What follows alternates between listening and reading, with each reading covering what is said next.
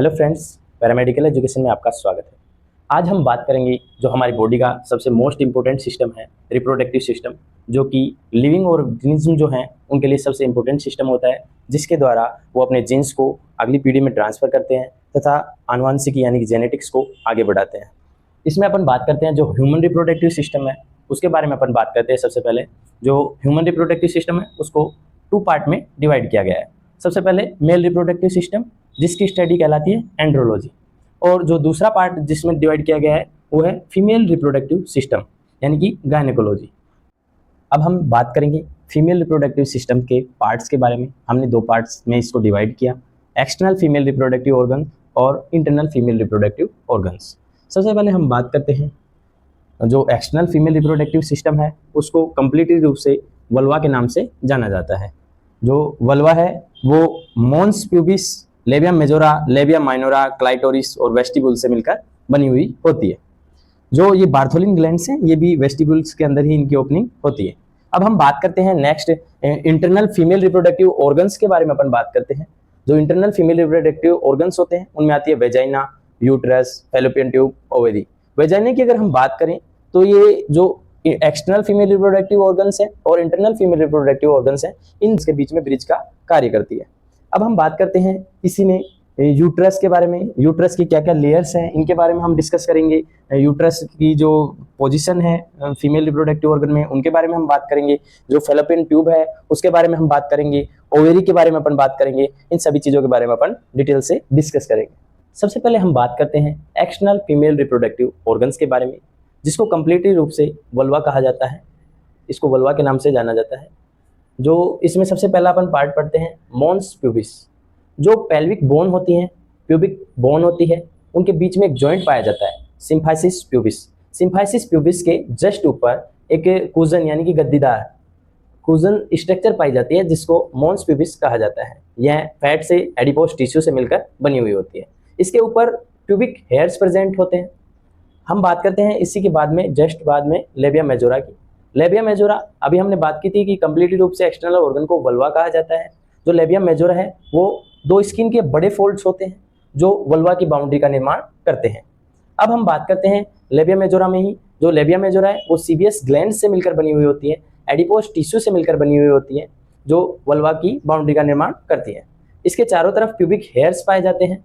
यह anteriorly symphysis pubis यानी कि जो मॉन्स प्यूबिस की हमने बात की, सिम्फाइसिस प्यूबिस की हमने बात की, एंटीरियरली यह सिम्फाइसिस प्यूबिस से जुड़ी होती है, और जो पोस्टीरियरली जो इसका पार्ट है वो पेरिनियम से जुड़ा होता है। पेरिनियम की अगर हम बात करते हैं फीमेल में, अब हम बात करें तो लेबिया मेजोरा और एनस के बीच वाला जो एरिया होता है स्किन का वो पेरिनियम कहलाता है। जबकि मेल्स में अगर हम बात करें तो स्क्रोटम और एनस के बीच का एरिया पेरिनियम कहलाता है। अब हम बात करते हैं नेक्स्ट लेबिया माइनोरा की। जो लेबिया मेजोरा के जस्ट नीचे पाए जाने वाले स्किन के फोल्ड होते हैं जो ऑयली एंड सीबियस ग्लैंड से मिलकर बने हुए होते हैं। इनके ऊपर प्यूबिक हेयर्स नहीं पाए जाते यानी कि प्यूबिक हेयर एब्सेंट होते हैं, जबकि लेबिया मेजोरा में हमने बात की थी प्यूबिक हेयर्स पाए जाते हैं। अब हम बात करते हैं लेबिया माइनोरा के जो एंटीरियर जो पार्ट है वो क्लाइटोरिस से जुड़ा हुआ होता है, और जो पोस्टीरियर पार्ट है वो लेबिया मेजोरा से जुड़ा हुआ होता है। जो लेबिया माइनोरा है इसके बीच में जो आपको ये स्ट्रक्चर दिख रही है जिसमें ओपनिंग्स आपको दिख रही हैं, urethral opening, vaginal opening, skin glands opening यानी कि बार्थोलिन ग्लैंड्स ओपनिंग, ये सभी इसी में ओपनिंग होती हैं। और ये जो पार्ट है जो आपको दिख रहा है, जो ओपनिंग्स आपको दिख रही हैं, ये वेस्टिबुल के नाम से जाना जाता है। अब हम बात करते हैं नेक्स्ट, हम बात करें क्लाइटोरिस की। क्लाइटोरिस फीमेल रिप्रोडक्टिव सिस्टम का सबसे सेंसिटिव पार्ट होता है।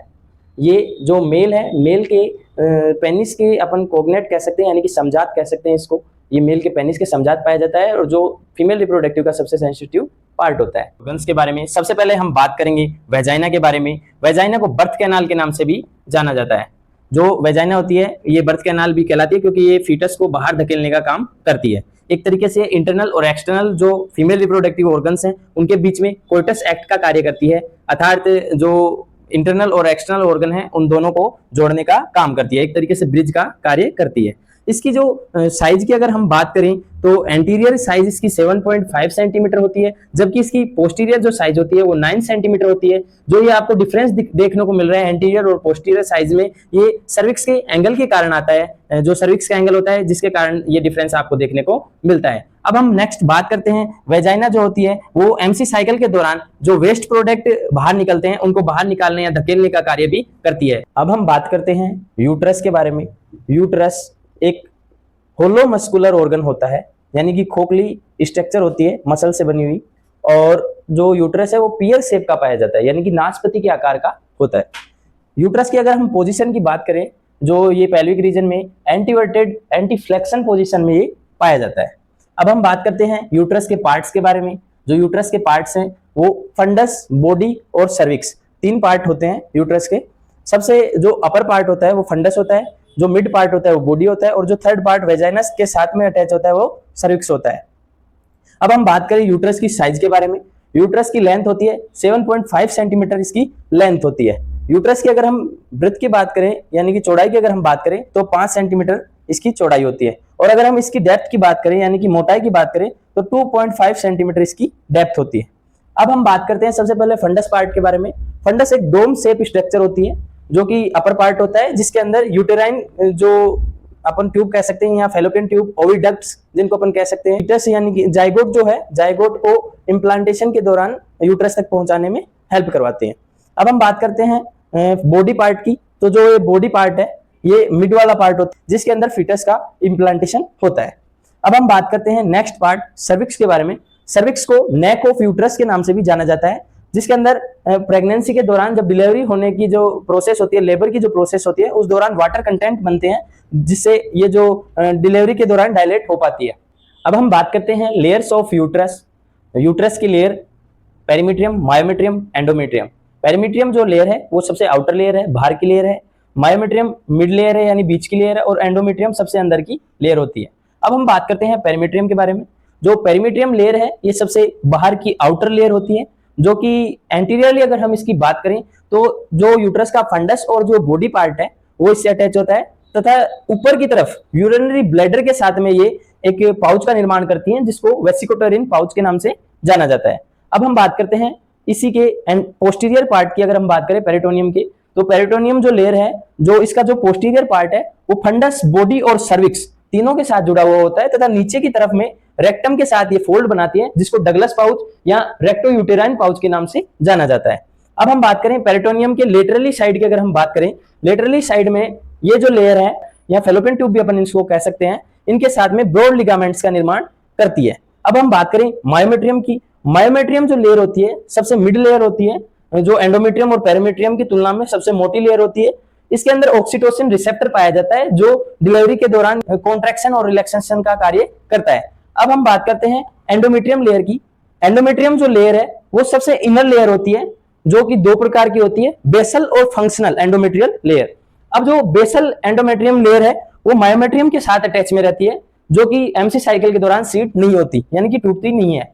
और जो अंदर की जो हमने बात की फंक्शनल लेयर, एंडोमेट्रियम की जो सेकंड लेयर है फंक्शनल लेयर, वो लेयर एमसी साइकिल के दौरान टूटती है, यानी सीड होती है, जो पर मंथ वेस्ट के रूप में ब्लड को बाहर निकालती है, और धीरे धीरे ये 1 मंथ तक वापस से रिपेयर हो जाती है।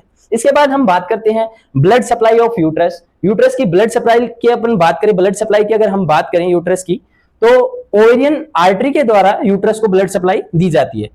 और जब प्रेगनेंसी के दौरान फीटस का इम्प्लांटेशन होता है, फीटस डेवलपमेंट करता है, तो जो ओवेरियन आर्टरी है जो ओवेरी को सप्लाई देती है, वो भी फीटस तक पूरे यूट्रस में यूटेराइन आर्टरी और ओवेरियन आर्टरी के द्वारा सप्लाई ब्लड की पहुंचाती है। अब हम बात करते हैं ओवेरियन आर्टरी और जो ये हमने बात की यूटेराइन आर्टरी, ये दोनों आर्टरी इलियक आर्टरी का ही पार्ट होती है। यूट्रस के लिगामेंट्स की अगर हम बात करें तो 3 लिगामेंट्स के द्वारा यूट्रस जुड़ा हुआ होता है, अपनी पोजीशन में रहता है। हमने बात की एंटीवर्टेड एंटी फ्लेक्शन पोजीशन में यूट्रस पाया जाता है पेल्विक रीजन में। तो ये जो पोजीशन है इसको बनाए रखने में इन 3 लिगामेंट्स का कार्य होता है। ट्रांसवर्सेस सर्वाइकल लिगामेंट, यूट्रोसैक्रो लिगामेंट और राउंड लिगामेंट, ये तीनों लिगामेंट्स मिलकर यूट्रस की पोजीशन को बनाए रखते हैं। अगर किसी कारणवश ये लिगामेंट्स अपनी पोजीशन को नहीं बना पाते तो प्रोलैप्स यूट्रस जैसी कंडीशन हमको देखने को मिलती है। अब हम बात करते हैं फंक्शन ऑफ यूट्रस। यूट्रस के जो फंक्शन है, मेन फंक्शन है, जो जाइगोट बना फर्टिलाइजेशन के द्वारा उसको रिसीव करना, स्पर्म को रिसीव करना, और जो जायगोट रिसीव किया है उसका इम्प्लांटेशन करवाना, उसका बेबी के रूप में डेवलपमेंट करवाना, और जो प्यूबर्टी और मेनोपॉज के बीच में एमसी साइकिल को लगातार बनाए रखना, ये यूट्रस के मेन फंक्शन है। इसके बाद हम बात करते हैं फैलोपियन ट्यूब की। फैलोपियन पार्ट की हम बात करें तो स्टेमस, एम्पुला, इन्फेंटिबुलम और फिमरी, ये इसके पार्ट्स होते हैं। जो स्टेमस पार्ट होता है वो सबसे आउटर पार्ट होता है, जो कि फंडस जो यूट्रस का पार्ट होता है उसमें ओपन होता है, जायगोट को फंडस तक पहुंचाने का काम करता है। और हम बात करें एम्पुला पार्ट की, जो ये एम्पुला पार्ट है इसके अंदर ओवम और स्पर्म दोनों मिलकर फर्टिलाइजेशन की जो प्रोसेस है उसको कंप्लीट करते हैं और जायगोट का निर्माण करते हैं। हम बात करें इन्फेंटिबुलम की, तो इन्फेंटिबुलम ओवरी से जुड़ा हुआ पार्ट होता है, जो ओवरी के क्लोज पार्ट है और फिमरी के द्वारा जुड़ा हुआ होता है। नेक्स्ट हम बात करते हैं ओवरी के बारे में। ओवरी यूट्रस के दोनों ओर वन पेयर में पाई जाती है, अर्थात यूट्रस के दोनों ओर संख्या में एक एक पाई जाती है। ओवरी के दो पार्ट होते हैं, कोटेक्स और मेडुला। कोटेक्स जो पार्ट होता है वो आउटर पार्ट होता है, जबकि मेडुला जो पार्ट होता है वो इनर पार्ट होता है। कोटेक्स जो पार्ट होता है उसमें प्रीमोडियल फॉलिकल्स का निर्माण होता है, जो कि संख्या में 5 लाख से अधिक होती हैं।